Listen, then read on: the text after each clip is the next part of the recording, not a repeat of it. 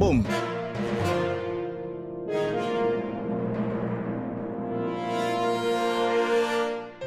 Hai semuanya, selamat datang di channel Nongton Film.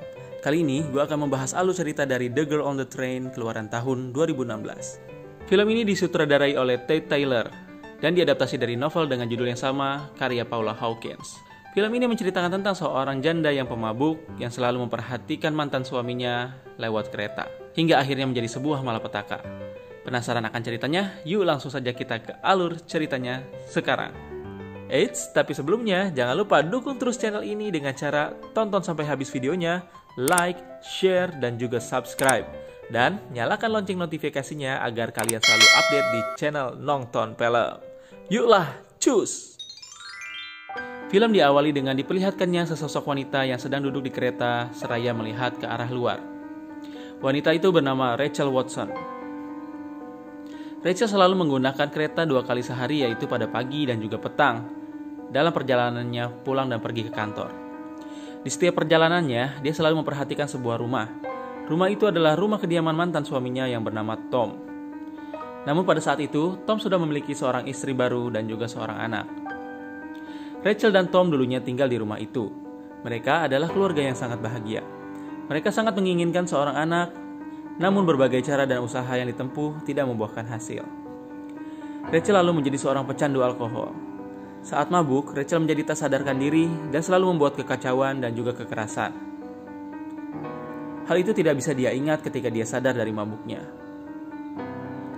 Sampai akhirnya, Rachel dan Tom pun bercerai. Karena Rachel menemukan bahwa suaminya berselingkuh dengan agen perumahannya yang bernama Anna Boyd. Setelah bercerai, Rachel seperti tidak bisa move on.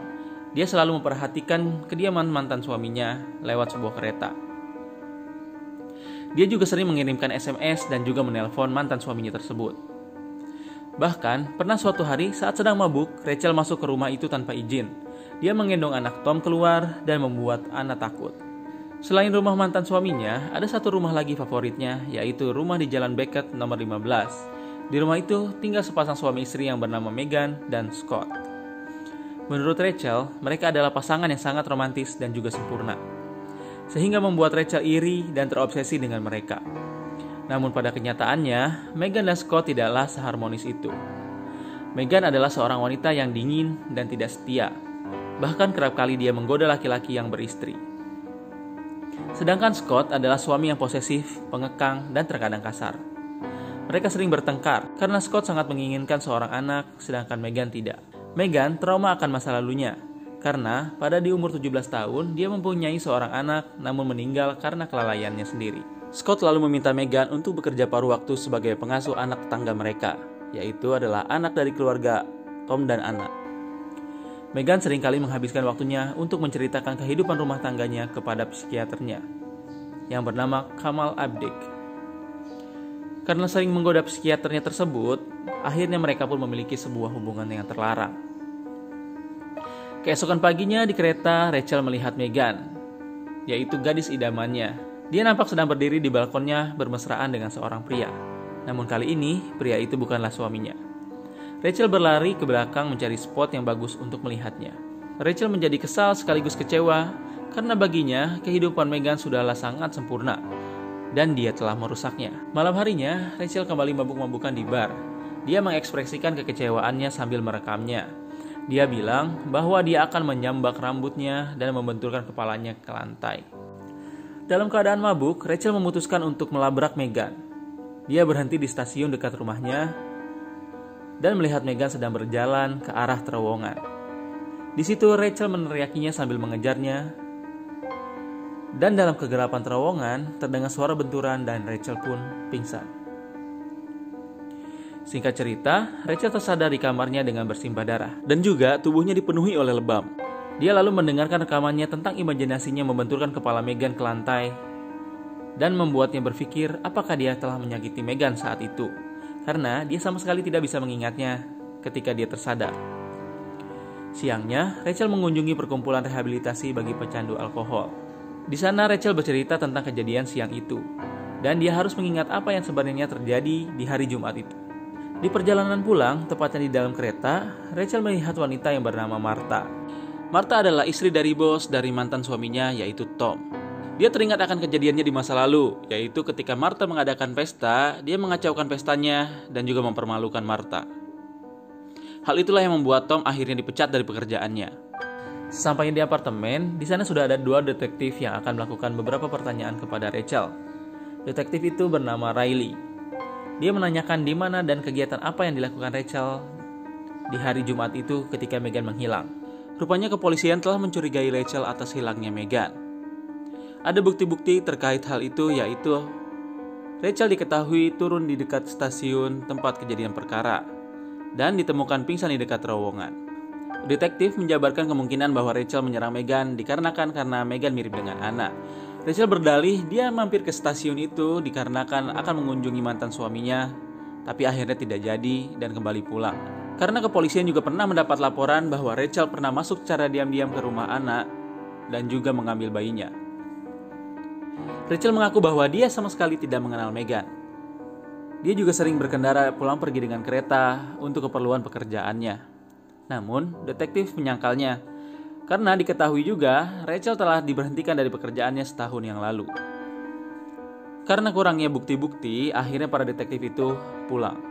Katie, sahabatnya Rachel dan juga pemilik apartemen tempat Rachel tinggal, akhirnya marah kepada Rachel karena baru tahu bahwa Rachel sudah tidak bekerja. Lalu menanyakan kemana saja selama setahun ini. Rachel bilang bahwa setahun ini dia cuma menaiki kereta sampai ke New York, lalu kembali pulang lagi.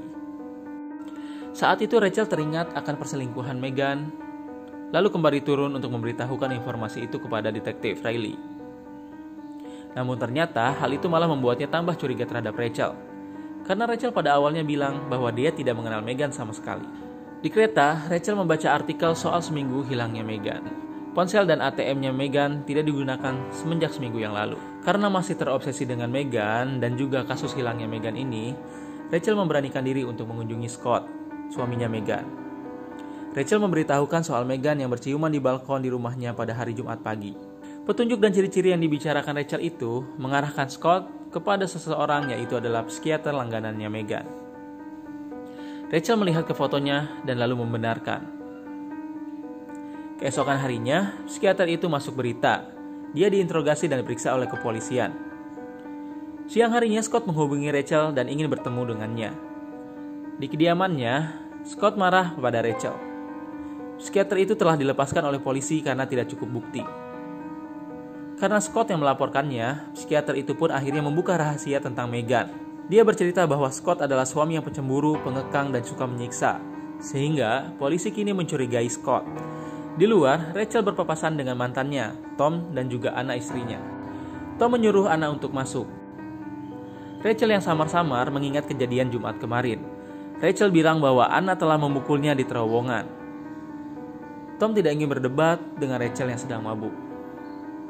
Tom bilang bahwa Anna sekarang takut kepada Rachel karena Tom tahu apa yang bisa diperbuat oleh Rachel. Dan Tom menanyakan hubungannya dengan Scott dan menyuruhnya untuk tidak ikut campur masalah orang lain. Di lain hari, Rachel mengunjungi psikiater langganan Megan guna mencari informasi lebih dalam. Di lain tempat, Anna melaporkan Rachel ke polisi karena selalu mengganggu suaminya lewat SMS dan juga telepon. Namun, polisi tidak bisa melakukan apa-apa karena hal itu bukanlah suatu ancaman. Tetapi polisi itu malah curiga bahwa Tom lah yang memang meladeni Rachel karena mungkin dia CLBK. Karena kemakan omongan si polisi, akhirnya Anna memeriksa komputer suaminya, namun dia tidak tahu kata sandinya. Di kediamannya, Rachel dikunjungi oleh Scott yang tidak bisa pulang karena banyak wartawan di sekitar rumahnya. Dia bercerita tentang Megan yang hamil tanpa sepengetahuannya, dan dia hanya bercerita kepada psikiaternya. Scott lalu bermalam di apartemen Rachel. Beberapa hari kemudian, Rachel membaca berita tentang diumumkannya bahwa mayat Megan ditemukan dalam keadaan yang sudah membusuk. Kematiannya diakibatkan oleh benda tumpul, dan kasus orang hilang kini berubah menjadi kasus pembunuhan. Rachel lalu pergi mengunjungi kediaman Scott. Scott dipulangkan dari kepolisian karena terbukti tidak bersalah. Dia terlihat di CCTV pada suatu bar pada waktu kejadian. Di kediamannya, Rachel kaget menemukan Scott yang sudah berada di dalam apartemennya. Scott bercerita bahwa janin di dalam tubuh Megan bukanlah anaknya, atau anak dari psikiaternya. Tom juga mengetahui bahwa Rachel berbohong soal mengenal Megan. Dan dia tahu riwayat Rachel adalah seorang pecandu alkohol yang labil. Dia marah dan kecewa merasa dipermainkan saat dia sedang berduka. Ditambah lagi ketika dia tahu bahwa Rachel ternyata adalah pasien dari psikiater yang sama dengan Megan. Namun Rachel memberitahu bahwa semua itu untuk menyelidikinya. Scott lalu membekap mulut Rachel dan lalu pergi. Rachel yang syok akan kejadian itu melapor ke kepolisian. Di sana, detektif Riley yang mengatasi kasus hilangnya Megan mengambil alih laporan dari Rachel. Di WC, Rachel malah didesak bahwa dia mendekati suami Megan dan berharap bisa tidur dengannya. Dan dia menanyakan apakah Rachel membunuh Megan.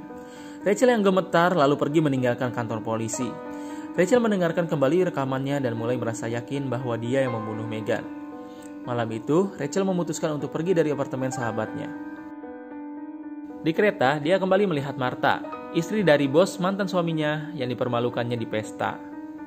Rachel memberanikan diri untuk menghampirinya dan meminta maaf atas kejadian di pesta pada saat itu. Rachel bilang bahwa dia tidak bisa mengingat kejadiannya, tapi Tom bilang bahwa dia sangat kasar dan membuat kacau pestanya.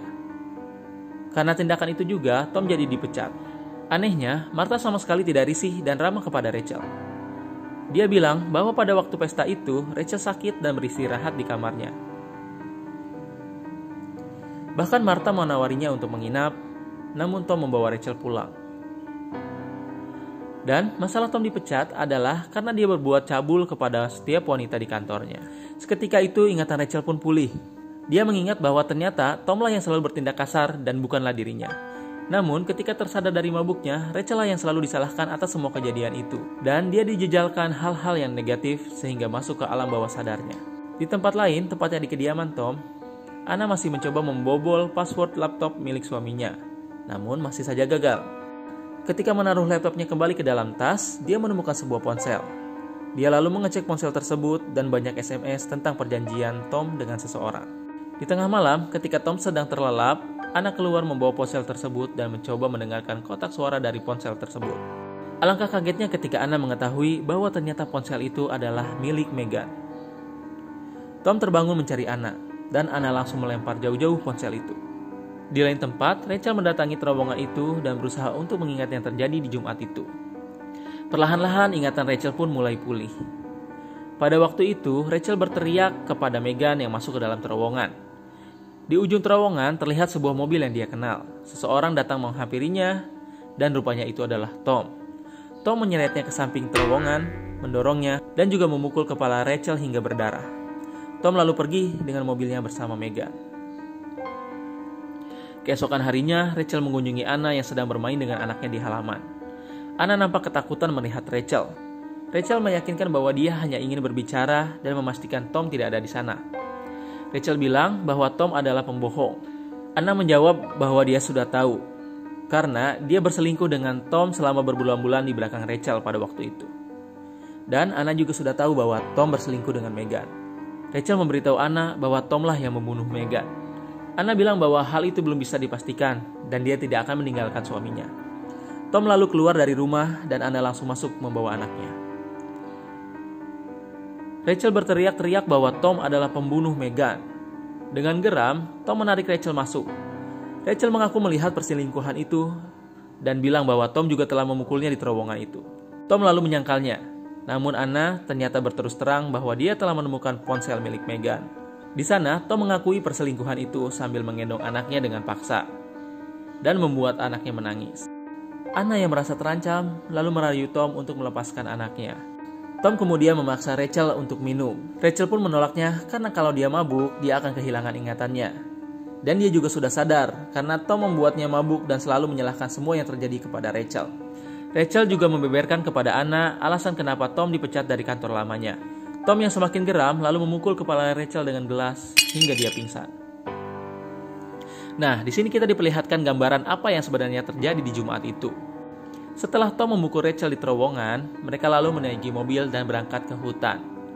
Di hutan, Megan berterus terang bahwa dia hamil. Dan ada kemungkinan itu adalah anaknya Tom. Tom menyuruhnya untuk menggugurkan kandungannya. Namun Megan marah karena merasa dibuang oleh Tom. Dan dia bersikukuh akan merawat bayinya. Tom mendorong Meghan hingga terjatuh dan kepalanya membentur sebuah batu. Tom lalu menendang Meghan dan menyeretnya. Meghan yang masih hidup lalu berteriak dan Tom menghabisinya dengan sebongkah batu. Ketika Rachel tersadar dari pingsannya, dia langsung berlari ke arah pintu depan, namun sayangnya pintu depannya terkunci. Tom lalu mencekik Rachel hingga terjatuh. Anna hanya bisa melihatnya tanpa berbuat apa-apa. Rachel meraih sesuatu dan memukulkannya ke kepala Tom. Dia memungut sesuatu lalu berlari ke pintu samping yang terbuka. Tom bergegas berlari dan menangkap Rachel. Namun Rachel lebih dahulu menusuk lehernya dengan pembuka botol yang berada di tangannya. Anna yang melihat kejadian itu lalu menghampiri Tom, memegang pembuka botol yang tertancap di lehernya, dan lalu menusukkannya lebih dalam lagi sampai Tom tewas. Tidak lama, Anna dan Rachel pun digiring oleh polisi, dan di tempat polisi mereka diinterogasi secara terpisah. Rachel membeberkan semua duduk perkaranya dan juga kesaksiannya mengenai kematian Meghan. Dan di tempat lain, Anna pun membenarkan semua pernyataan dari Rachel. Akhirnya Rachel pun bisa hidup tenang, memiliki pekerjaan, dan terlepas dari kecanduan alkoholnya. Dan yang lebih penting lagi adalah dia bisa move on dari semua masa lalunya.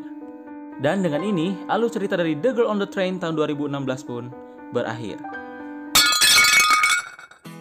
Dalam film ini kita akan diperlihatkan tentang seorang janda yang memiliki kecanduan alkohol yang sudah akut dan memiliki masalah dalam mabuknya, yaitu jika dia sedang mabuk, dia akan kehilangan kontrolnya dan juga kesadarannya, bahkan dia akan kehilangan ingatannya saat dia mabuk. Nah, hal ini yang dimanfaatkan oleh mantan suaminya untuk memberikan sugesti-sugesti yang buruk dan menyalahkan semuanya kepada mantan istrinya tersebut. Sehingga si Tom ini bisa dengan leluasa melakukan aksi-aksinya. Nah, sebetulnya film ini tuh agak sulit dan agak rumit ya untuk diceritakan ulang, karena kita akan diberikan oleh berbagai perspektif. Ada 3 perspektif, yaitu dari Rachel, dari Anna, dan juga dari Meghan. Nah, ketiganya itu alurnya juga maju mundur. Jadi gimana caranya ini skenario gua rangkai menjadi suatu alur yang maju gitu. Jadi supaya kalian lebih mudah lagi gitu dalam mencernanya. Nah, apa pendapat menurut kalian soal film ini? Apakah film ini bagus atau memusingkan atau biasa saja? Ya, kita diskusi aja di kolom komentar di bawah ya.